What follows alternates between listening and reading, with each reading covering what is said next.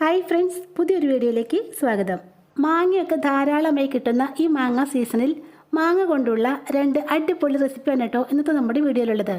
ആർക്കും എളുപ്പത്തിൽ ചെയ്യാൻ പറ്റുന്നതും എന്നാൽ ഫ്രിഡ്ജിൽ വെക്കാതെ തന്നെ മാസങ്ങളോളം കേടാവാതെ സ്റ്റോർ ചെയ്യാൻ പറ്റുന്നതുമായ രണ്ട് കിഡ്ലൻ ടിപ്സാണ് കേട്ടോ ഇത്. അപ്പോൾ നമ്മുടെ ഫസ്റ്റ് ടിപ്പ് ചെയ്യാനായിട്ട് ഞാനിവിടെ കുറച്ച് മാങ്ങ എടുത്തിട്ടുണ്ട്. ചനച്ച് തുടങ്ങിയ, അതായത് കുറച്ചൊക്കെ മധുരം വെച്ച് തുടങ്ങിയ മാങ്ങയാണ് ഞാനിവിടെ എടുത്തിട്ടുള്ളത്. പച്ചമാങ്ങയാണ് നിങ്ങളുടെ കയ്യിലുള്ളതെങ്കിൽ അതും എടുക്കാട്ടോ. ആദ്യം തന്നെ നമുക്ക് ഈ മാങ്ങ നന്നായിട്ടൊന്ന് കഴുകിയ ശേഷം അതിൻ്റെ തോലൊക്കെ കളഞ്ഞൊന്ന് ക്ലീൻ ആക്കി എടുക്കാം. ഒട്ടും പഴുക്കാത്ത പച്ചമാങ്ങ കൊണ്ടും നമുക്ക് ഈ റെസിപ്പി ചെയ്യാട്ടോ. പക്ഷേ അതിന് വേറൊരു കളറും ടേസ്റ്റും ആയിരിക്കും ഉണ്ടാവുക. 10 മാങ്ങയാണ് ഞാനിവിടെ തോലൊക്കെ കളഞ്ഞ് ചെറുതായി മുറിച്ചെടുത്തിട്ടുള്ളത്. ഇനി ഇതൊരു കുക്കറിലേക്ക് ഇട്ടൊന്ന് വേവിച്ചെടുക്കണം. മാങ്ങ പീസ് എല്ലാം കുക്കറിലേക്ക് ഇട്ടതിന് ശേഷം നമുക്കിതൊന്ന് വേവിക്കാൻ ആവശ്യമായ വെള്ളം ഒഴിച്ചു കൊടുക്കാം. ഞാനിവിടെ 1 ഗ്ലാസ് വെള്ളമാണ് കേട്ടോ ഇതിലേക്ക് ഒഴിച്ചു കൊടുക്കുന്നത്. പിന്നെ മാങ്ങ വേവിക്കാനായിട്ട് വെള്ളം ഒഴിക്കുമ്പോൾ വെള്ളത്തിൻ്റെ അളവ് കൂടി പോകാതെ ശ്രദ്ധിക്കണേ. നമുക്കിത് കുഴഞ്ഞ പരുവത്തിലാണ് വേവിച്ചെടുക്കേണ്ടത്. ചെറുതായി മുറിച്ചെടുത്ത് മാങ്ങ കുക്കറിലേക്ക് ഇട്ട് പാകത്തിന് വെള്ളം ഒഴിച്ച് ഒറ്റ വിസിലിൽ തന്നെ ഞാനിവിടെ വേവിച്ചെടുത്തിട്ടുണ്ട്. ഇത് കുറച്ച് ആരുള്ള മാങ്ങയാണ് കേട്ടോ, അതുകൊണ്ട് ഞാനിത് ഒരു അരിപ്പയിലേക്ക് ഇട്ടൊന്ന് അരിച്ചെടുക്കുന്നുണ്ട്. ആരും നാരും ഒന്നുമില്ലാത്ത നല്ല ഫ്ലഷ് ആയിട്ടുള്ള മാങ്ങയാണെങ്കിൽ നമുക്കത് അരിക്കേണ്ട ആവശ്യമില്ല, നേരിട്ട് തന്നെ കുക്ക് ചെയ്യാം. നാരൊക്കെ മാറ്റി അരിച്ചെടുത്ത മാംഗോ പൾപ്പ് നോൺ സ്റ്റിക്ക് പാത്രത്തിലേക്ക് ഒഴിച്ചതിന് ശേഷം നമുക്കിത് കുക്ക് ചെയ്യാനായിട്ട് സ്റ്റവിലേക്ക് വെച്ചു കൊടുക്കാം. പിന്നെ നമ്മുടെ ടിപ്പ് ചെയ്യാനായിട്ട് ഒരു നോൺ സ്റ്റിക്ക് പാത്രം എടുക്കുന്നതാണ് ഏറ്റവും നല്ലത്. നോൺ സ്റ്റിക്കിൻ്റെ പാത്രം ഇല്ലെങ്കിൽ അടി കട്ടിയുള്ള ചീനച്ചട്ടിയോ ഉരുളിയോ എടുത്താൽ മതി. കട്ടി കുറഞ്ഞ പാത്രമാകുമ്പോൾ പെട്ടെന്ന് തന്നെ അടിയിൽ കരിഞ്ഞു പിടിക്കും. ചനച്ച മാങ്ങ ആയതുകൊണ്ട് നമ്മുടെ മാംഗോ പൾപ്പിന് ചെറിയൊരു മധുരം മാത്രമേ ഉള്ളൂ. അതുകൊണ്ട് നമുക്കതിലേക്ക് മധുരത്തിന് ആവശ്യമായ പഞ്ചസാര ചേർത്ത് കൊടുക്കാം. 1/4 കപ്പ് പൊടിച്ച പഞ്ചസാരയാണ് ഞാനിതിലേക്ക് ചേർത്ത് കൊടുക്കുന്നത്. പിന്നെ പഞ്ചസാര പൊടിക്കണമെന്ന് നിർബന്ധമൊന്നുമില്ല കേട്ടോ. ഞാനിത് കേക്ക് ഉണ്ടാക്കാനായിട്ട് പൊടിച്ച് വെച്ചതാണ്. അത് ബാക്കി വന്നതാണ് ഇതിലേക്ക് ഇട്ട് കൊടുക്കുന്നത്. നിങ്ങൾക്ക് എത്രത്തോളം മധുരം ആവശ്യമുണ്ടോ അതിനനുസരിച്ച് പഞ്ചസാര ചേർക്കാവുന്നതാണ്. പഞ്ചസാര ചേർത്ത് നന്നായിട്ട് തിളച്ച് വരുന്ന സമയത്ത് നമുക്കിതിലേക്ക് കുറച്ച് മുളക് പൊടി ചേർത്ത് കൊടുക്കാം. നിങ്ങളുടെ കയ്യിൽ ചതച്ച മുളക് ഉണ്ടെങ്കിൽ അത് ഇടുന്നതാണ് ഏറ്റവും നല്ലത്. നല്ല മധുരവും എരിവും ഒക്കെയുള്ള ഒരു റെസിപ്പിയാണ് ഞാനിവിടെ ചെയ്യുന്നത്. അതിനുവേണ്ടി നമുക്കിതിലേക്ക് 1/4 ടീസ്പൂൺ മുളക് പൊടി കൂടി ചേർത്ത് കൊടുക്കാം. മുളക് പൊടി ചേർത്തതിന് ശേഷം നമ്മുടെ ഈ മാംഗോ പൾപ്പ് നന്നായിട്ടൊന്ന് വഴറ്റി ഇതിലെ വെള്ളമൊക്കെ ഒന്ന് വറ്റിച്ചെടുക്കണം.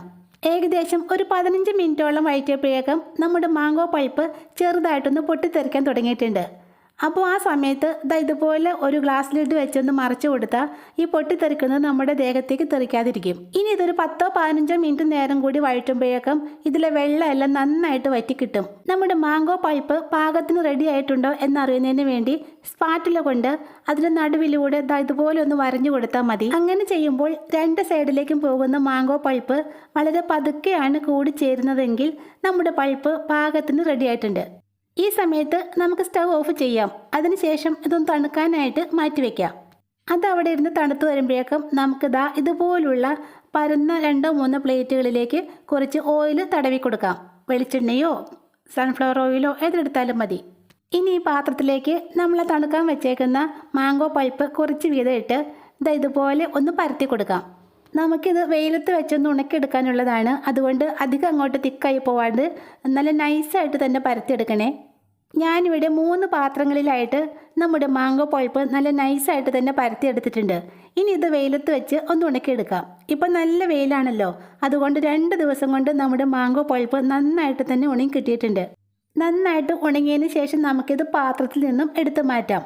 നമ്മൾ ഈ പാത്രത്തിൽ ഓയിൽ തടവിയത് കൊണ്ട് ഒട്ടും തന്നെ ഒട്ടിപ്പിടിക്കാൻ നല്ല പെർഫെക്റ്റ് ആയിട്ട് തന്നെ കിട്ടിയിട്ടുണ്ട്. പണ്ട് കാലത്ത് നമ്മുടെ മുത്തശ്ശിമാരൊക്കെ ഉണ്ടാക്കിയിരുന്ന മാമ്പഴ തെര പോലുള്ള ഒരു ഐറ്റമാണിത്. എന്നാൽ നല്ല പുളിപ്പും മധുരവും എരിവും ഒക്കെ ഉള്ള ഇതിന് എല്ലാവരും ഇഷ്ടപ്പെടുന്ന നല്ലൊരു ടേസ്റ്റാണുള്ളത്. ചെറുതായി മുറിച്ചതിന് ശേഷം ഗ്ലാസ് ബോട്ടിലിലിട്ട് ഫ്രിഡ്ജിൽ വെക്കുകയാണെങ്കിൽ മാസങ്ങളോളം നമുക്കിത് കേടാവാതെ സ്റ്റോർ ചെയ്യാനും സാധിക്കും. അപ്പോൾ കുട്ടികൾക്കും മുതിർന്നവർക്കൊക്കെ ഒരുപോലെ ഇഷ്ടമാകുന്ന ഈ റെസിപ്പി മറക്കാതെ ഒന്ന് ചെയ്തു നോക്കണേ. നല്ല പുളിയുള്ള പച്ചമാങ്ങ കൊണ്ടുള്ളതാണ് നമ്മുടെ അടുത്ത റെസിപ്പി. അതിനു വേണ്ടി ഞാനിവിടെ കുറച്ച് പച്ചമാങ്ങ എടുത്തിട്ടുണ്ട്. ഇതിന് നല്ല പുളിയാണ് കേട്ടുള്ളത്. നല്ല വെയിലുള്ള ഈ സമയത്ത് പച്ചമാങ്ങ കൊണ്ട് വർഷങ്ങളോളം സ്റ്റോർ ചെയ്ത് വെക്കാൻ പറ്റുന്ന ഒരു ഐറ്റമാണ് നമ്മളിവിടെ തയ്യാറാക്കുന്നത്. സാമ്പാർ, അവിയൽ എന്നീ കറികളിലൊക്കെ പുളിക്ക് പകരമായിട്ട് ചേർക്കാനും, അതുപോലെ തന്നെ മാങ്ങയില്ലാത്ത സീസണിൽ ഒരു മാങ്ങ ചമ്മന്തി ഉണ്ടാക്കാനും, അതുപോലെ തന്നെ സലാഡിലൊക്കെ പുളിക്ക് പകരമായിട്ട് അല്ലെങ്കിൽ നാരങ്ങയ്ക്ക് തൈരിനൊക്കെ പകരമായിട്ട് ചേർക്കാൻ പറ്റുന്ന ഒരു ഐറ്റമാണിത്. ഇതിനായിട്ട് ഞാനിവിടെ 5 പച്ചമാങ്ങയാണ് എടുത്തിട്ടുള്ളത്. മാങ്ങ നന്നായിട്ടൊന്ന് കഴുകി തോലൊക്കെ കളഞ്ഞ് ക്ലീനാക്കി എടുക്കാം. തോലൊക്കെ കളഞ്ഞെടുത്ത മാങ്ങ ഒരേ കനത്തിൽ നല്ല നൈസായിട്ട് തന്നെ മുറിച്ചെടുക്കണം. അതിനുവേണ്ടി നമുക്കൊരു ഗ്രേറ്റർ യൂസ് ചെയ്യാം.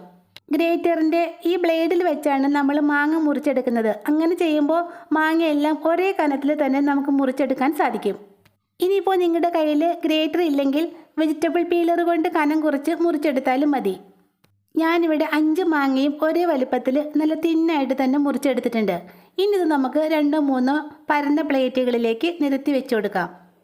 ഇനി ഇതെല്ലാം വെയിലത്ത് വെച്ച് നന്നായിട്ടൊന്ന് ഉണക്കിയെടുക്കാം. ഇപ്പോൾ നല്ല വെയിലാണല്ലോ, അതുകൊണ്ട് വെറും 2 ദിവസം കൊണ്ട് തന്നെ നമ്മുടെ മാങ്ങ നന്നായിട്ട് നല്ല കരിയില പോലെ തന്നെ ഉണങ്ങിക്കിട്ടും. ഇതാ ഞാനിവിടെ മാങ്ങ ഉണക്കിയെടുത്തിട്ടുണ്ട്. 5 മാങ്ങ ഉണക്കിയിട്ട് ഇതാ ഇത്രയാണ് കേട്ടോ നമുക്കിവിടെ കിട്ടിയിട്ടുള്ളത്. ഇനി ഇത് നന്നായിട്ടൊന്ന് പൊടിച്ചെടുക്കണം. അതിനു വേണ്ടി ഒരു മിക്സിയുടെ ജാറിലേക്ക് ഇട്ട് കൊടുക്കാം. മാങ്ങയെല്ലാം ഒരേ കനത്തിൽ നല്ല നൈസായിട്ട് മുറിച്ചത് കൊണ്ടാണ് ഇത് പെട്ടെന്ന് തന്നെ ഉണങ്ങി കിട്ടിയത്. അല്ലെങ്കിൽ ഇത് 2 ദിവസം കൊണ്ട് ഇത്രയൊന്നും ഉണങ്ങി കിട്ടില്ല കേട്ടോ. ഉണക്കിയെടുത്ത മാങ്ങ മിക്സിയിലിട്ട് പൊടിച്ചതിന് ശേഷം നമുക്കിത് നന്നായിട്ടൊന്ന് അരിച്ചെടുക്കാം. അരിച്ചെടുത്തതിന് ശേഷം ഇതിൻ്റെ ചൂടൊന്ന് ആറിയിട്ട് നമുക്കിത് ഗ്ലാസ് ബോട്ടിലിട്ട് വയ്ക്കാം. ഫ്രിഡ്ജിൽ വെക്കാതെ തന്നെ വർഷങ്ങളോളം യൂസ് ചെയ്യാൻ പറ്റുന്ന നമ്മുടെ പച്ചമാങ്ങ പൊടിയാണിത്. North ഇന്ത്യൻസിൻ്റെ amchur powder. സാമ്പാറും അവിയലും ഒക്കെ ഉണ്ടാക്കുമ്പോൾ നമ്മൾ വാളൻ പുളി അല്ലെങ്കിൽ പിഴുപുളിയാണ് ചേർക്കാറുള്ളത്. ഈ വാളൻ പുളി ചിലർക്കൊക്കെ അസിഡിറ്റിയും വയറുവേദനയൊക്കെ ഉണ്ടാക്കും. അപ്പോൾ ഈ വാളൻ പുളിക്ക് പകരമായിട്ട് നമ്മുടെ ഈ പച്ചമാങ്ങ പൊടി കുറച്ച് ചേർത്ത് കൊടുത്താൽ നല്ല പുളി ഉണ്ടാവും നമ്മുടെ സാമ്പാറിനും അവിയലിനുമൊക്കെ. അതുപോലെ തന്നെ സീസൺ അല്ലാത്ത സമയത്ത് ഒരു പച്ചമാങ്ങ ചമ്മന്തി ഉണ്ടാക്കാനും നമുക്ക് ഈ മാംഗോ പൗഡർ യൂസ് ചെയ്യാവുന്നതാണ്. പച്ചമുളകും തേങ്ങയും ചുവന്നുള്ളിയും പിന്നെ നമ്മുടെ ഈ മാംഗോ പൗഡർ കുറച്ചും കൂടി ചേർത്ത് മിക്സിയിൽ അരച്ചെടുത്ത നല്ല അടിപൊളി പച്ചമാങ്ങ ചമ്മന്തി റെഡിയായി.